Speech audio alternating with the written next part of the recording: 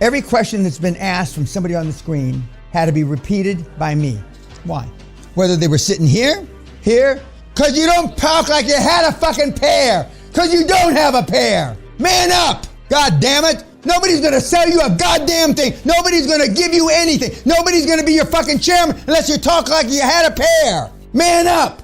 I've been screaming at people 50 fucking years and look where I live. You've been mealy-mouthed holding your little 2-inch dick. I'm serious about this. If you don't fucking man up, this program will not work for you.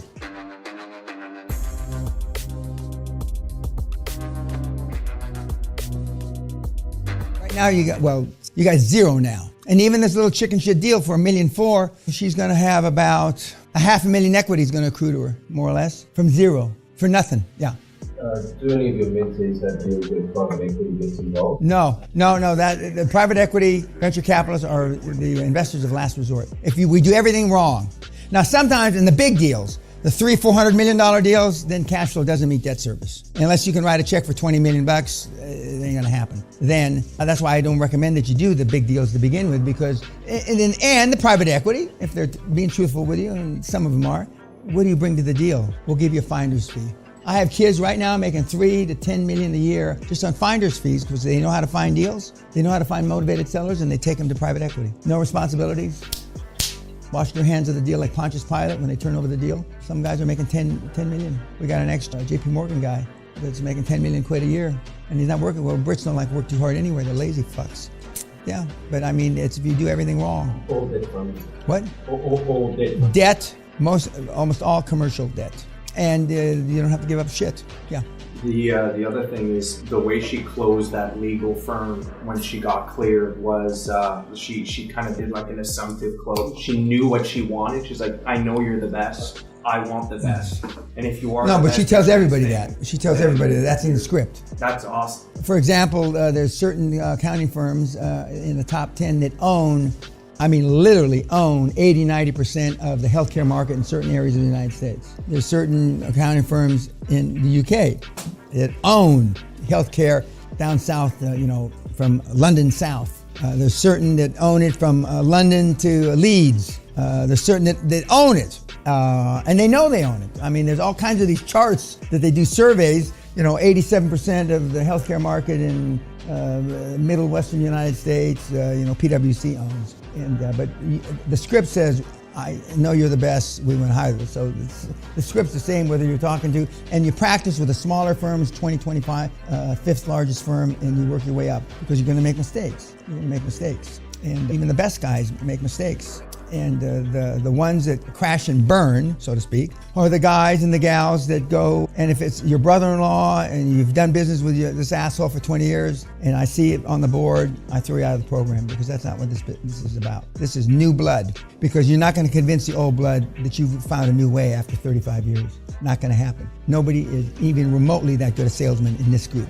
Any group, not just this group. You're not going to tell your old pal at KPMG that I got a new way from this goddamn Pena in the castle. They're not gonna forget about you. You're just pissing in the wind. You're pissing in the wind. But I mean, all the scripts, and a point, you haven't figured this out yet, but every question that's been asked from somebody on the screen had to be repeated by me. Why? Whether they were sitting here, because you don't talk like you had a fucking pair, because you don't have a pair. Man up! God damn it! Nobody's gonna sell you a goddamn thing. Nobody's gonna give you anything. Nobody's gonna be your fucking chairman unless you talk like you had a pair. Man up! I've been screaming at people 50 fucking years and look where I live. You've been mealy-mouthed holding your little 2-inch dick. I'm serious about this. If you don't fucking man up, this program will not work for you. Even if you gotta go throw up in the next room after you say it. And some of you do. We've got guys that are gonna do webinars throw up before they go in to see the accountants. They're so fucking nervous. And I don't care if you've been successful for 25 fucking years. You've been using the wrong system because you're using your own money.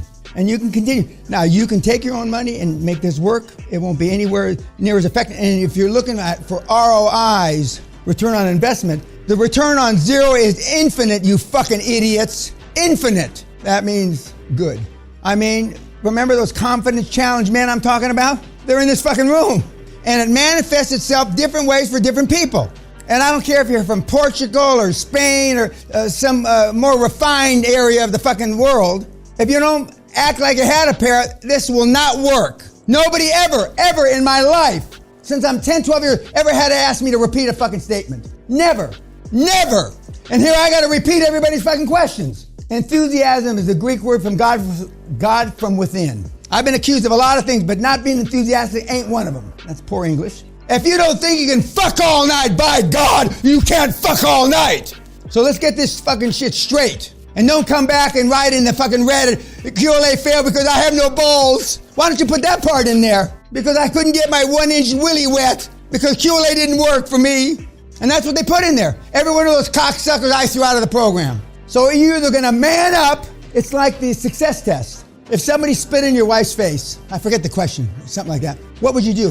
And there's 4 alternatives. You know what the alternative that's most chosen by you and you fucking feeble vaginas on YouTube? Well, I would ascertain if he was having a bad day because he spit in your mama's face. Now, what does him having a bad motherfucking day got to do with him spitting in your old lady's face? Other than a procrastination excuse because you got no balls to hit him with a pipe. My favorite cousin, Ronnie, God love him, went to jail for stabbing a cocksucker 17 times because he said his girlfriend had a fat ass in 1962. By the grace of Allah, Ronnie couldn't stab anybody worth a shit and the fucker didn't die.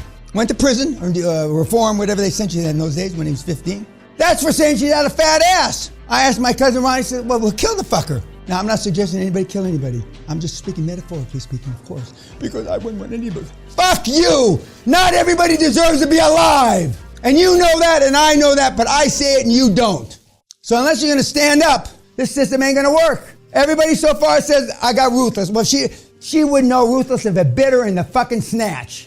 The other guy, tough, he would know tough if it chopped his penis off. But we got some guys that are pretenders, not pleasers, pretenders to be tough. It's all right if you down deep inside know you're not tough, just as long as you pretend to be tough. That's all it takes. That's why we send you to Toastmasters. That's why we send you to improv.